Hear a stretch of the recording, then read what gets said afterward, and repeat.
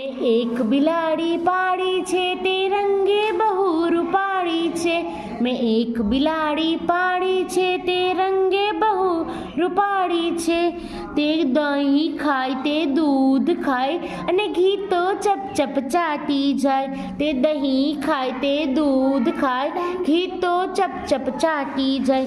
તે ઉંદરને ઝટપટ ઝાલે, તે ઉંદરને ઝટપટ ઝાલે, પણ કૂતરાથી બીતી ચાલે, પણ કૂતરાથી બીતી ચાલે.